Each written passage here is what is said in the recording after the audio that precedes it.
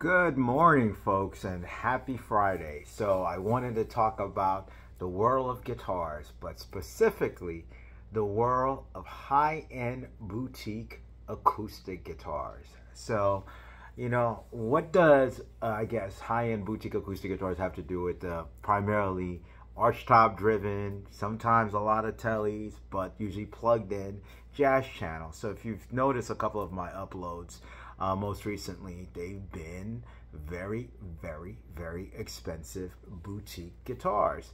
Everything from Marchione to Collings to Santa Cruz.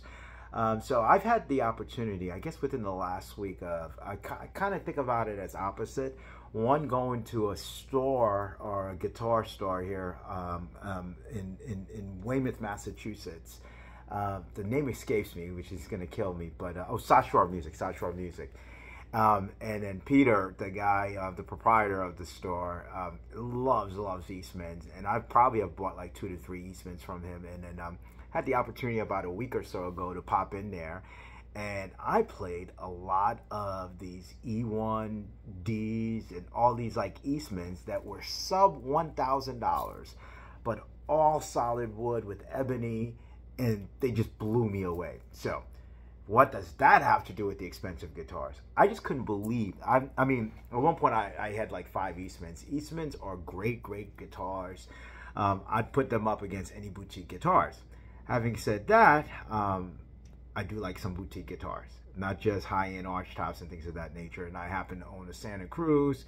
Martin is not a boutique brand in my man, unless you're getting a custom shop like that, but I own some Martins and things of that nature. So, happened to be traveling in St. Louis this week and had a chance to go to Eddie's Guitars.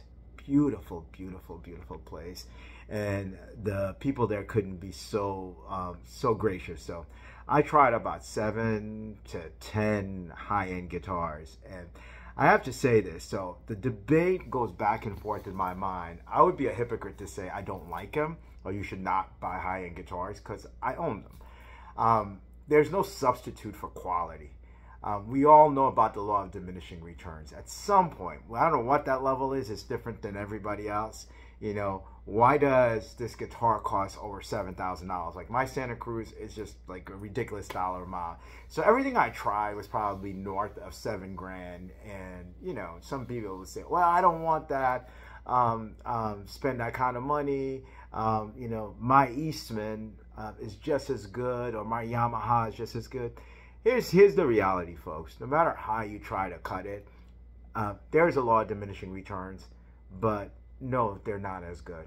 They may sound as well and play as well, but the reality of it is that when you play a Santa Cruz, when you play a Collins, when you play like a custom stop Martin, when you play a Froggy Bottom, when you play, just like if you play, a high-end archtop or luthier-made classical guitar, they're better 9 out of 10 times. Not just by the woods. Are they $8,000 versus your $2,000 really good quality? No. It's the law of diminishing returns. But once you play quality guitars and you hold them in your hands, it's really about the feel of that, and you realize the sourcing of the woods. And I'm talking about crazy things like Samaji. Just as like an aside, my best friend and I, we had a whole kind of laughter about a Samaji guitar that was over 100 grand. I goes, oh yeah, well it does. And then I heard it, I was like, damn, that thing sounds really, really, really good. So here's the reality. Most of us will not own those guitars. And the arguments that a lot of people make against owning them is that they're not really for the, the common player, the performer, the songwriter. They're for middle-aged men with typically, middle-aged women too, but middle-aged people with disposable income. So hence, what you have with these luthier build custom shops, the Santa Cruz, the Collings, the Froggy Bottoms, all of those guitars, you have folks who are lawyers, doctors, professors, business people buying these things.